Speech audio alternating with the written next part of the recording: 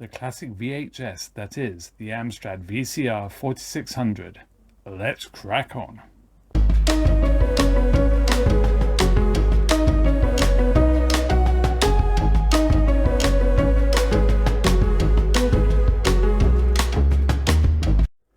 Hello and welcome to another Mr. Beat video, and this one's a little bit different insofar as we're looking at an Amstrad VCR-4600, 4600, 4600, however you want to say it.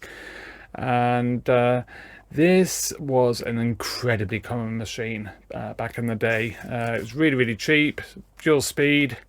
This one comes with the original operating manual and also the remote control, which is really nice. And this one's been sent to me for repair by Kevin. Hi Kevin, hope all is well with you. Now I've sort of been debating whether to buy one of these, but I can't. I've never really been able to justify it, and to be honest, the ones I tend to come across are pretty ropey. This one is actually lovely. It's in great condition, relatively, and we will give it a clean as well in the fullness of time, no doubt.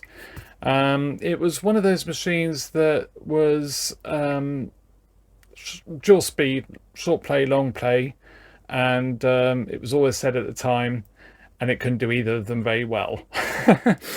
And part of the reason that was said was because it's actually a two head chip design on these, and the head chip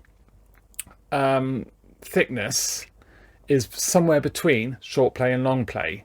So short play, it doesn't quite get the bandwidth from the tape, and long play, this is a little bit too thick really to properly lay down the tracks without the risk of distortion. So yeah, but having said that, I remember them quite fondly, and I remember them actually performing pretty well. Yeah, let's take the top off first, and then we'll try a cassette and see what it's doing. So top's off, and this is a Funai deck, I'm sure. I'm sure it is. It was used in so many. Wait, look.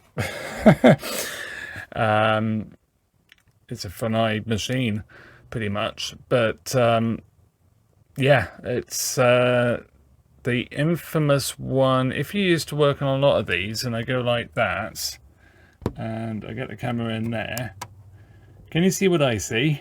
And from what I understand the fault is, I think we've got a fair idea what needs to be changed. So yeah, let's put a cassette in, power it on, and see what it does. This comes on, that's a good start. And somewhere I have a cassette. This is actually put in long play, so it's sounding good. So I'll just do a fast forward rewind. So take up,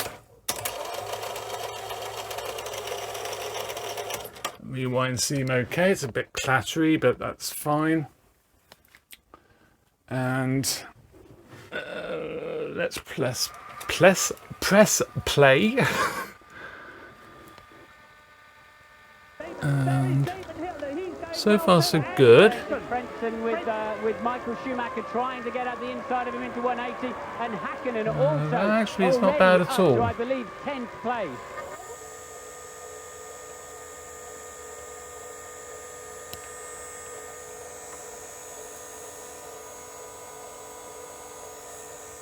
That actually seems fine. Try it in reverse.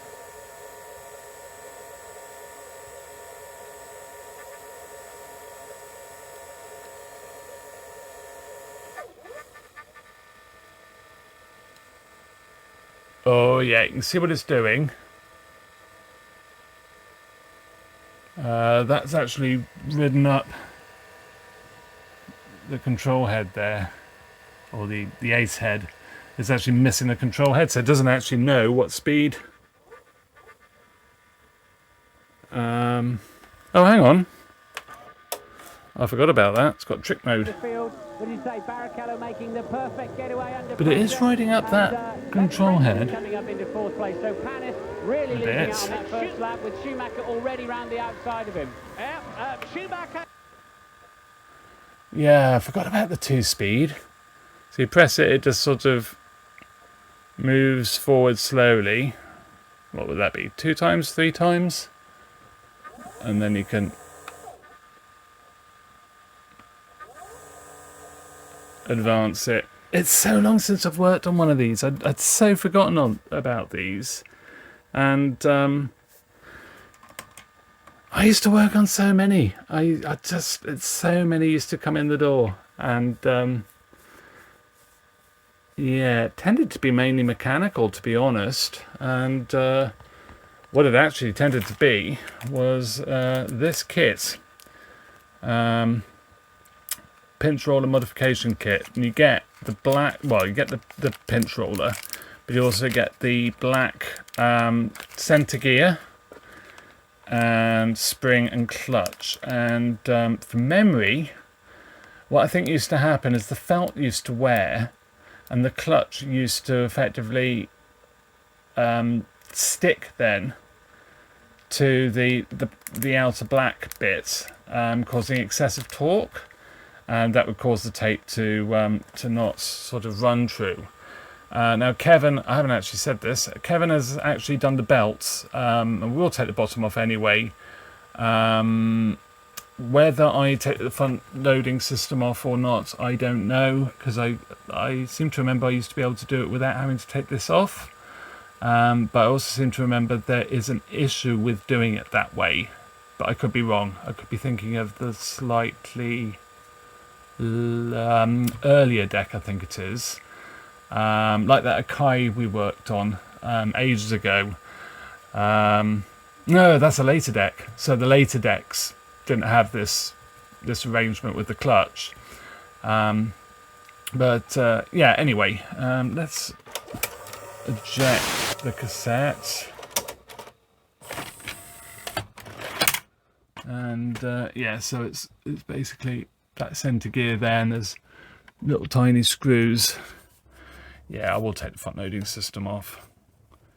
Yeah, I seem to remember there's something you could wind this down and then wind it back up and something and take it off, and it's a fiddle. Now, the reason I sort of, maybe I didn't do it like that. I can't remember. Maybe I tried to do it like that, because this is a bit of a pain to get off. It's driven off the belt, if I'm remembering rightly. There's a belt that actually runs over to somewhere. Oh, there's a bit of tape in there. Sticky tape. And there's quite a large pulley system on the bottom of this. Again, if I'm remembering correctly. And when you try and lift this off, it's really difficult to get that pulley past the chassis. And I seem to remember, if you take out the 2 screws at the front for the actual chassis mount, and lift up the chassis slightly, that allows you to take it out. But I could be wrong. I could be making that all up. I'm just saying what I remember from back in the day. Could be a completely different machine. Could have dreamt it. And let's take the bottom off and have a look. You can tell I don't edit these much, and I leave all my mistakes in. Of course, this isn't the one with the belt drive for the front loading system, because you can actually see the motor. I think that's a 6500, which is the later machine. They took that motor away and they used some sort of strange pulley arrangement here. Let me know in the comments. I can't remember now. It's so long since I've worked on these machines, really. So I've completely forgotten. It must be, what, 30 plus years now. Oh, probably a bit less than that. 25 years since I saw the last one. So it's long enough. But yeah, beautiful job there. Very, very clean and tidy as well. I remember Kevin saying that, I seem to remember he said it was really sort of gummed up as well. I think it was the capstan belt had gone to goo. It's not really surprising, but yeah, it's really lovely under there. So yeah. So I think the next thing to do is get this front loading system off and start by taking the front off, and then we'll change that pulley system, clutch, and the pinch roller, and we should be good to go. I mean, the slight thing is I haven't actually seen it fault, which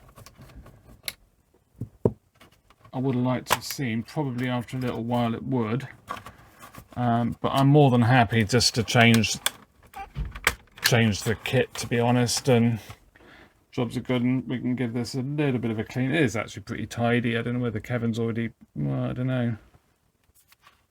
Yeah, hasn't been cleaned yet, so we'll give that a clean, make it nice, and yeah, we should be good to go. So let's get this grounding strap off first.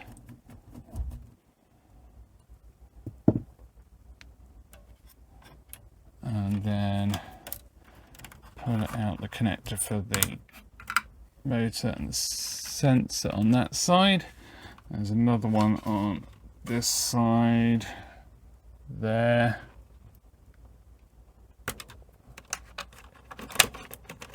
Like so. Take this strengthening bar off the top. Then we've got the screws. So we've got the 2 screws for the actual front loading system, and then the 3rd screw is for the chassis. So you have to take all 3 out. If you want to just take the chassis out, you can just take these bigger screws out there, and then there's one at the back. And there's 2. So one here, and there'll be one, I can just about see it, maybe one under there as well. So yes, let's get those done.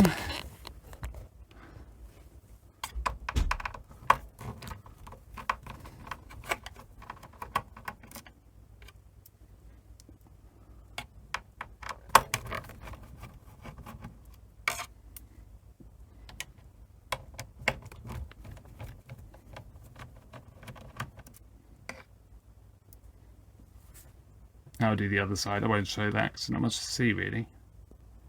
So that's off. One thing, it sort of still feels as if it's captive, and that's because there is a little hook there, which locates into the chassis. So you sort of have to pull it back and up for it to sort of come out. So yeah, that's all good. So giving it a bit of a clean, a bit of a dust out. It's not perfect, but I've got the worst of it off. I just noticed a bit there that I want to get. There we go. Oh, a bit there as well. And yeah, I seem to remember, well, first of all, I seem to remember I do actually have a manual for this somewhere still. But also, I seem to remember that you have to take off this gear and belt. So let's do that. A bit of contamination in there, so we'll have to clean that up.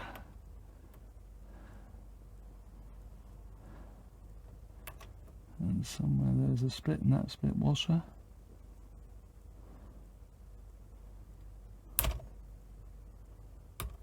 There we go. That's fine. So take that off. And then we'll drop this down. And then we should be able to undo these screws. It is actually quite dusty in here. It also looks as if maybe there might have been cats or something around it at some point.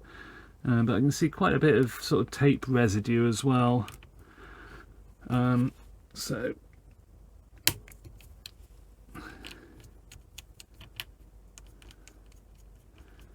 I should be able to lift this off then.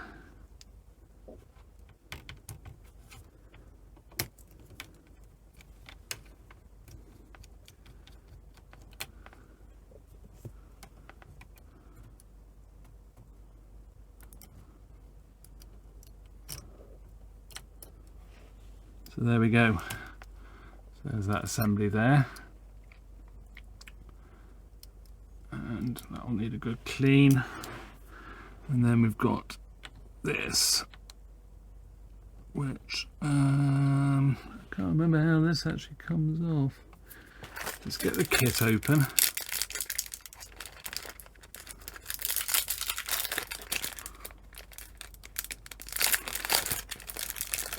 So, pinch roller, and then we've got spring, and then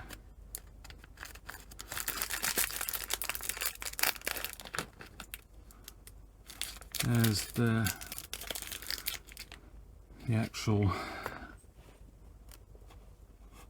clutch assembly, and there'll be a bit of plastic that sits on there, and then the spring sits on that, from what I remember. So whether this comes off, I can't remember.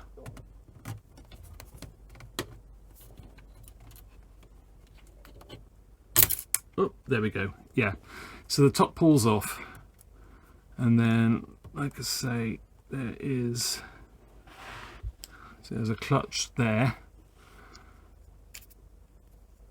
and then there's a clutch there. You can see that's pretty poor actually. That looks as if it's almost been hand glued in there with super glue. It's like somebody's tried to replace it with something else, but anyway, that's the difference. So yeah, quite a bit more felt on this, but yeah. So I think what I'll do is I'll just clean this all up, and then we'll reassemble and see what it's like. So things are a bit cleaner, and I've lubricated a few bits and pieces as well.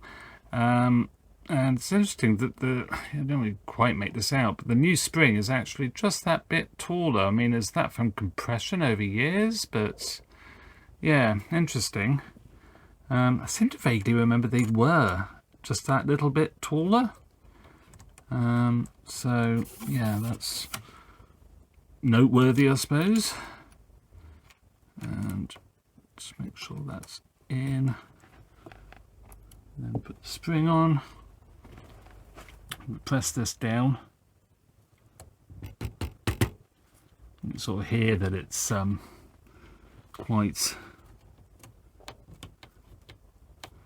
a tight fit as that presses on. Then get this assembly. Yeah, I'd forgotten I hadn't cleaned this, so I'm just giving it clean. I think that's all just chassis marks, and minding out the back tension, and that little bit there goes into that assembly there. So move the assembly, not this. So move this to suit.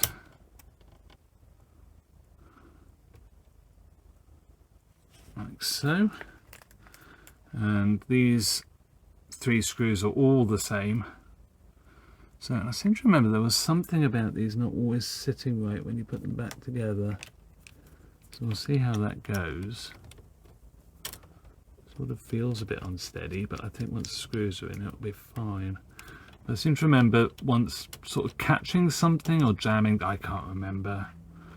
I'm sort of scratching my head, what have I done wrong? And it was something really silly that I'd done. Anyway, it's one of those things where you live and learn.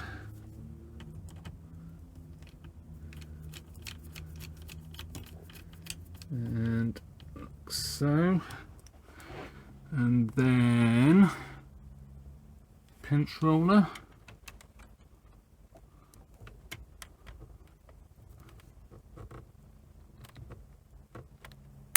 There we go.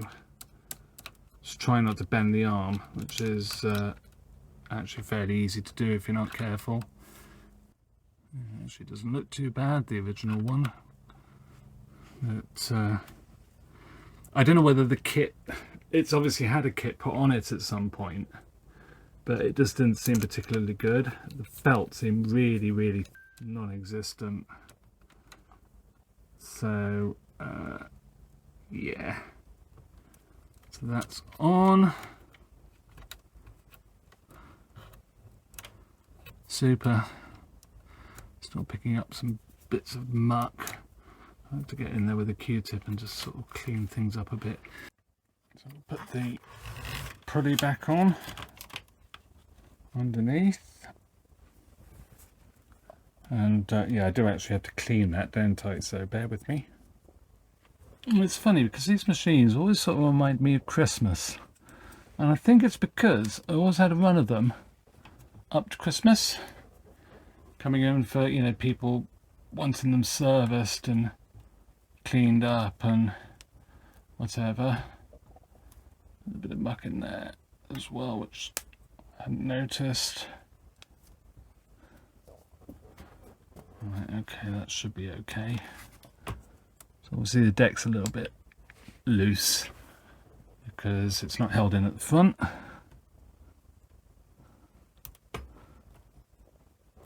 It's fine. Should really replace those split clip washers, but I'm really running out of them now, and I haven't found anywhere that does them. If you know anywhere who does split washer kits these days, let me know in the comments. They need to be fairly good quality as well. Okay, front loading system. So a bit more cleaning done, and let's get this front loading system back installed. So I won't bother showing putting the screws in because that's about as exciting as taking them out, i.e. you can't see a blinking thing. So get that done, connect everything up, and we'll give it a test. So back together, so let's power it on, see what I've broken. And power it on.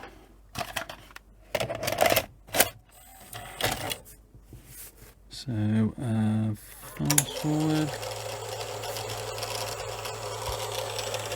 It has been greased, believe it or not, a little bit. I think it's better. Not as rattly, maybe. Okay, so press play.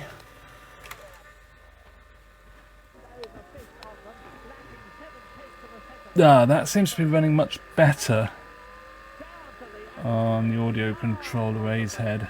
Just seems a better height.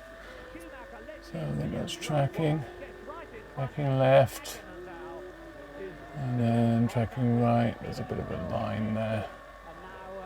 Tape's ever so slightly damaged, but I think that's just sharpness. So yeah, I will put this back together, put the front panel back on, and obviously got to put that strengthening strap across there as well. Give it a run, and yeah, hopefully it should be all good to go. Let's crack on. So it's been playing for quite a while now. Like I say, it's recorded in long play, and the original TV signal is not that great, but you know, it's performing well considering. So tracking left, that's furthest left, tracking right just starts to come in, so that's really good. So I think I've got Sleeping Beauty cassette here. I need to sort of move it on a bit. It has seen life this a bit, but it should be a fairly good recording. So let's eject that, and fast forward rewind is still pretty ropey, to be fair. It's all been greased and cleaned up and whatever, and it's still, I mean, it's a lot better. But it does. I remember these always used to rattle and bang about, even from new, really. It's not very refined. So hopefully this will be okay.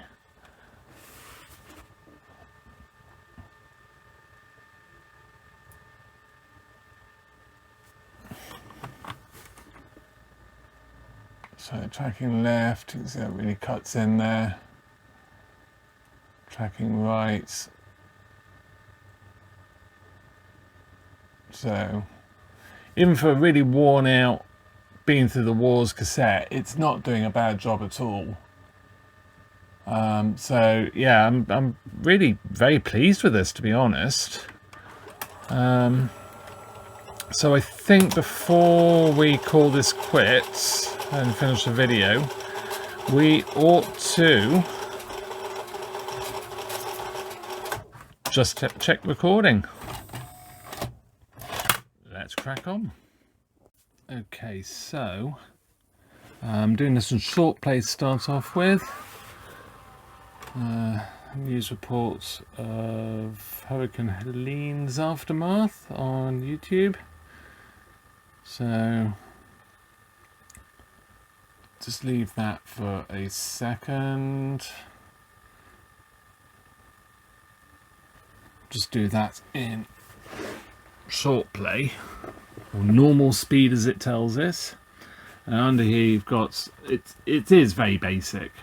So you've got normal, extended speed, external, tuner, and then you've got the timer record, flick switch. It's just literally very, very basic. AFT for the tuning, just to lock it in. So clock counter button. Let's put it over to extended play, and what I'll do is I'll reset it, flick it, and then we'll do long play. We'll just get to the end of this report, and then we'll play it back and we'll see how awful it is. Okay, so let's just rewind this and press play right at the beginning of the cassette, so I don't know how good this actual tape is, but we'll see. So like I said, it's right at the beginning. It's not bad, is it, once we get rid of that overlap. It's tracking furthest left, total crash out. This is short play, remember. Furthest right, not bad. Like I say, at the beginning of the cassettes there's always going to be dropouts and bits of mess and all sorts. So yeah, that's playing well. Can be heard ringing throughout the Newport area tonight as the sharpness, very soft, sharp. I mean, it's not great, but it's not bad. So it's going over to extended play or long play. To be fair, that is not bad at all. It's certainly viewable.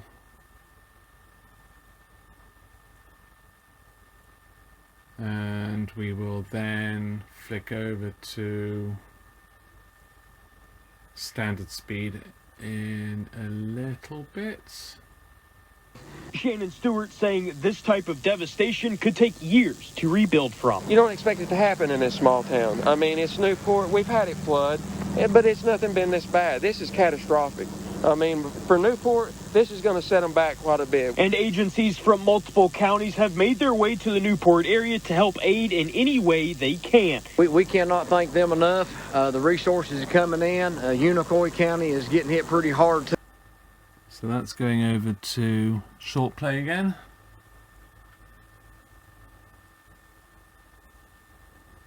There's not a huge amount between them. I mean, they're both not great, but they're both not bad. I mean, that would be highly viewable. That would be fine. Just for, you know, time shifting off the TV. So that's back to long play. So yeah, really pleased with that. I suppose just try the tracking. So left, it's actually better in long play. Right, it's actually better in long play than it is in short play. So yeah, so I hope you enjoyed this one. Really nice to work on one of these machines and to see one of these machines again in such good condition, because these were really very treated really harshly, and you know, they ended up as second machines as well. I'd end up in a kid's bedroom with a portable TV as well, and watching all sorts of stuff and recording. So yeah, they did have a hard life, and this one seems to have escaped most of that abuse, so that's really cool. So with that, thank you very much for watching, and hopefully see you in another video. Bye for now.